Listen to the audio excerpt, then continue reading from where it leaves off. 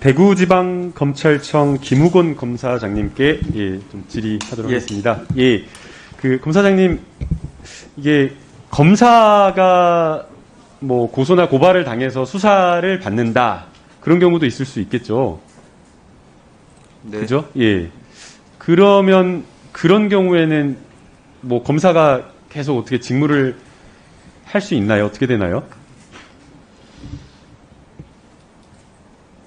그 직무 배제와 관련된 여러 가지 조치를 할 수 있을 겁니다. 그거는 이제 기본적으로 법무부에서 검사들의 인사와 이런 권한을 가지고 있기 때문에 기본적으로 법무부에서 결정할 것으로 알고 있습니다. 뭐 기준이나 이런 게 혹시 있을까요?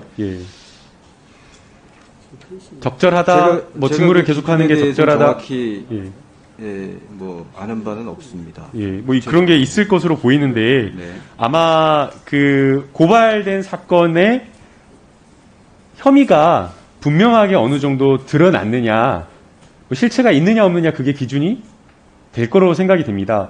뭐 터무니없이 고소나 고발이 됐는데 그걸 가지고 직무 배제시킬 수는 없는 거 아니겠습니까?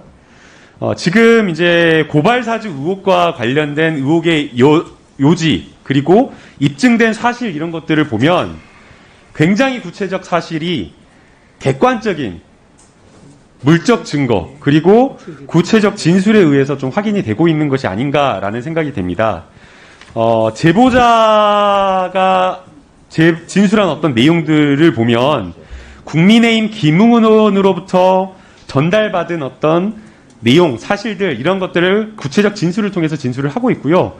단순하게 어떤 진술만 하고 있는 것이 아니라 전달받았을 당시의 텔레그램 캡처 화면을 다 증거로 제출을 했고, 그리고 수사기관에서는 그 전달받은 캡처 화면이 조작되지 않은 것을 확인을 한 것으로 보입니다. 그리고 그 김웅 의원이 전달받았다라고 하는 손준성 받음이라고 하는 그 손준성 계정이 살아있는 계정이고 대검찰청 손준성 검사가 사용하는 계정이다라고 확인을 했습니다. 그리고 고발장에 첨부된 실명 판결문에 접속한 검사가 대검찰청에 일하는 검사다라는 것도 역시 마찬가지로 확인을 했다라고 이야기를 하고 있고요. 또 동시에 제보자가 이러한 어떤 고발장을 전달하고 그리고 어떻게 하라라고 김웅 의원이 이야기한 것들, 김웅 의원은 다 기억이 안 난다라고 오락가락하면서 제보자가 진술한 내용이 기억 안 난다라고 하면서 일종의 어떻게 보면 거짓말을 했다라고 저는 생각이 되는데요. 제보자의 진술을 부인하고 있었는데 그 내용, 제보자의 진술을 뒷받침하는 녹취록까지 바로 어제 복원이 되어서 확인을 했습니다. 적어도 이러한 정도의 어떤 내용이 입증이 되었다라고 한다면, 그리고 이러한 어떤 증거가 나왔다라고 한다면, 그리고 또 한 가지 확인이 되는 사실이 있죠.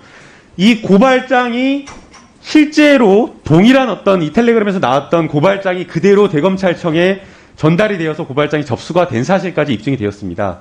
그러면 적어도 국민의힘 지도부에서 누가 어느 선에서 지시해가지고 되었느냐라는 그 결정 여부, 내부의 결정 여부, 그리고 검찰청에서 윤석열 총장이 지시했는지 여부까지, 그 진술까지 확보되지 않았는지 여부만 두 가지만 확인되지 않았을 뿐이지, 고발 사주에 대한 여부, 고발 사주가 있었다라고 하는 것은 확인된 사실, 범죄 사실이라고 봐야 되는 거 아니겠습니까?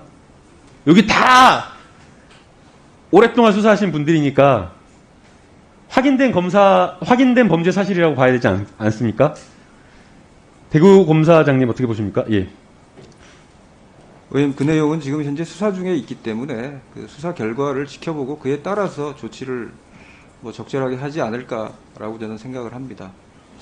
네, 그래서 나머지 내용에 대해서는 제가 잘 알지 못하기 때문에 뭐 알고 있는데 매우 부적절하고 선거 기간에 직권을 남용해서 선거에 개입하고 정치에 개입하고 매우 심각한 헌법을 유린한 중대한 범죄이기 때문에 아마 여기 계신 검사장님들께서도 정말 할 수 있는 말이 없어서 부적절하다라고 생각이 돼서 말을 하기가 어려우실 거라고 생각이 됩니다.